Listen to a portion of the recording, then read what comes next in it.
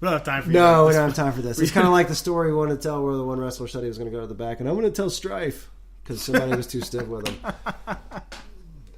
So many things that we'd love to talk about on here, but we'd like to still have jobs at other promotions. Whatever. Someday maybe. Hey, I'll just make a full-time job out of doing rugged shows. There you go. The funny thing is that's what people don't realize about independent wrestling. You have people that have it either one side or the other. They think that people like this asshole Tyler Jones who's walking back. Tyler! Yo. Stop coming in on my shows. You're ruining it. You're ruining it. But no, they think people like Tyler Jones are either millionaires that are making the same money as like a John Cena or AJ Styles, or they think it's just a hobby. And what people don't realize is there's an in-between. People like Tyler. Hey, Tyler, you know what? Since I'm making my point before you walk out. What? So you went to do some secondary training, a few months back, right? Yes, I did. And literally, Eugene. It's Nick Dinsmore. We'll call him Eugene. And how many nights just to be able to get better at something that you don't make a full-time living out now, right? How many nights did you sleep in your car just to be able to... It was almost 2 months I slept in my car. It almost got down to freezing out of those nights. So, and this is not to embarrass Tyler. This is to show you Tyler's dedication to something that's not his full-time job. So when you hear us get serious about stuff like this, it's not for any other reason than how passionate we are about it. Because I'm going to tell you, I'm not sleeping in my car for my bank job. But I have slept in my car coming back from Omaha at 2 o'clock in the morning from a wrestling show. Mm-hmm. Something I think a lot of people don't realize is, the best way I think to explain the independence is going to college. You're going to college to go to that main stage. I hear guys when, most guys, they aren't making the money now. But, they get that what's the word I want to use? That apprenticeship or that, where they're making a little bit of money. There's guys... Almost like an internship, like a paid internship. Paid internship. Yeah. There's guys like... I'm not trying to toot my own horn or anything, but 2018, Austin 5% Flex Pill, we walked out of that pretty damn high on the margins. But then, the year before, I didn't do as great. I know, you still have some bracelets, some rubber bracelets from 2017. I still have like the bracelets that I first got that's because I ordered like 700 of them because I'm a dumbass. I was like, well, I'll order 700 and I'll get them for only $300.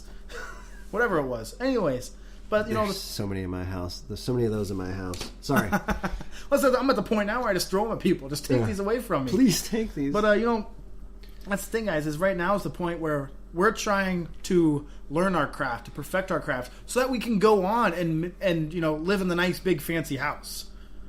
Not me. I'm an indie wrestling photographer.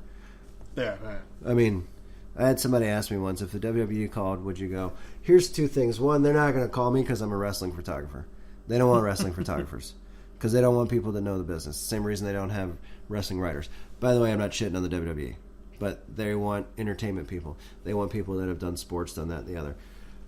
The answer to that question is it would be very, very tempting, but I would just love to shoot a show, one show for the WWE. But would I be able to go work full time for them? No. I got 4 kids and a wife at home, so I'm not really interested in traveling the world without them. Now, would you go to the WWE if they called? Well, that's a good question, because now I'm kind of getting old and lame. I'm kind of... Well, you've been lame, but, I mean, you kind of are settling down. You kind of settled down now? But, but the thing is, though, is, a year ago, if WWE would have called, I would have said, you bet your ass I'm on my way. Yeah. But, and that's, I'm absolutely grateful for where I am now with my beautiful girlfriend and her 2 beautiful kids.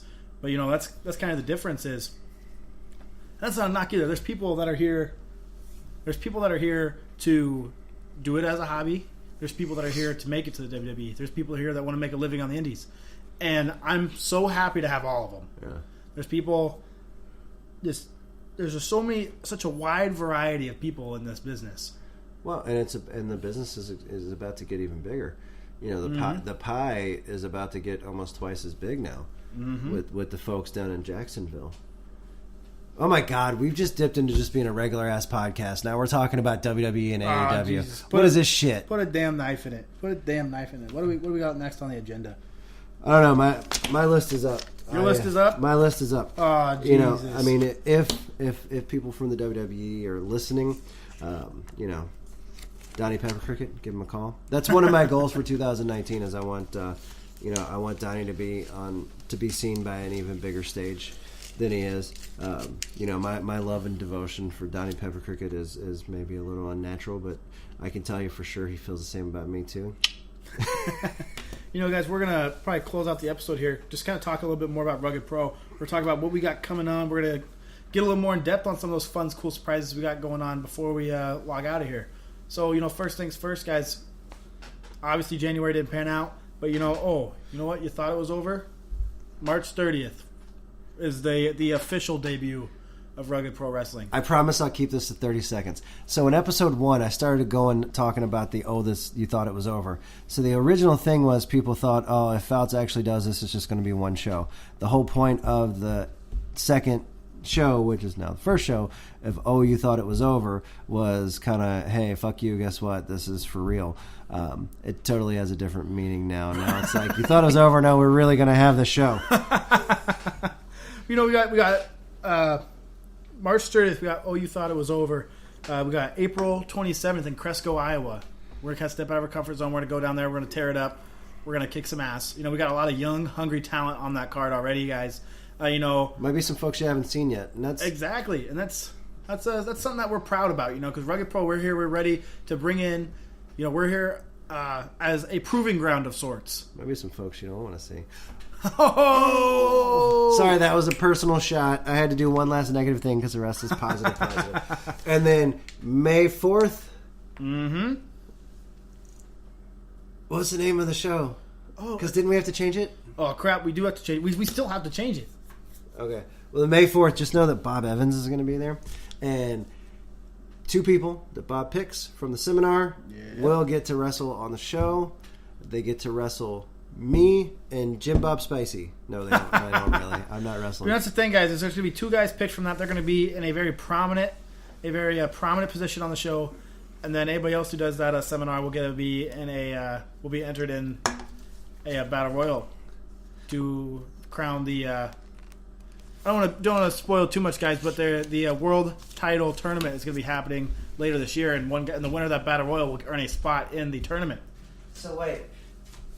Somebody gets to do the seminar, learn from Bob, then be in a battle royal, and someone that wasn't originally booked on the show, in the show, being in the world title tournament? Yep. Nice. Yep. You know, that's the thing. We're a proving ground. Hey, I have a title with me right now. They can't see it, so I can tell them this is the Rugged title. It's not, though. It's not. But I can tell them it wasn't. We can act like we have the coolest belt in the world in front of us right now. But, you know, actually, when we get off here, I'm going to actually show you some ideas that I have for the Rugged Championship. You know, we're going to be...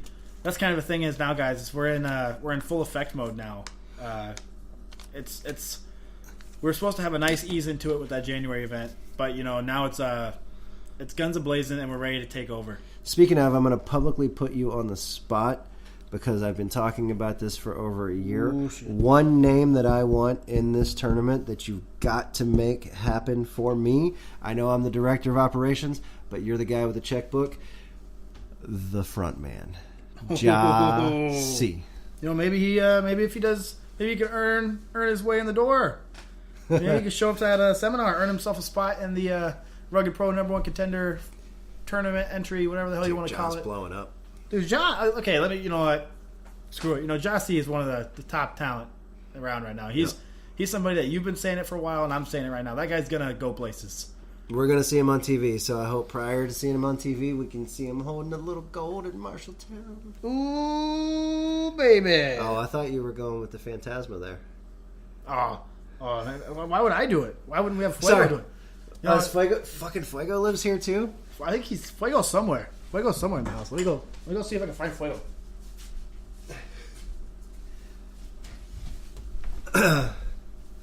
Yeah, I know that silence, especially after we've just rambled on for 2 episodes, probably isn't necessarily the best thing. But, you know, this is what we do So hopefully you guys gathered something out of episode 1. Episode 2 was just me being a prick. But now, if you want to hear a prick, if Phantasma Fuego comes here, we're going to tussle. We're not really going to tussle, though. You know, guys, we found Fuego, and he's actually going to sign out of this episode of the FoutsCast. Of course, Fuego would take my freaking... He's going to, actually, a lot of requests have been for Fuego to be a guest on the FoutsCast. So it'd be me and Fuego sitting down. That'd be great. But, yeah, here he comes. Here he comes. Oh, what is this? You want me on the FoutsCast? Let me tell you why. Okay, everybody. Let me tell you something. This is Phantasma Fuego, and I'm here live on the Fuego Cast. No, Fuego, it's the FoutsCast. No. Now it's the Fuego Cast. All right, everybody. Now, here we go. Oh, crap. You didn't tell me the time was almost up. Jeez Louise. Okay, everybody. That was the first episode of the Fuego Cast. Thank you very much. I thank the Bears Cave for all of their amazing marketing products. And I thank Photos by Manning, who is right here next to me. Nice to see you, Mr. Manning. Mm-hmm. Had to beat your ass again. Okay, everybody. Thank you again for listening to the podcast. And everybody knows that this episode was so spicy.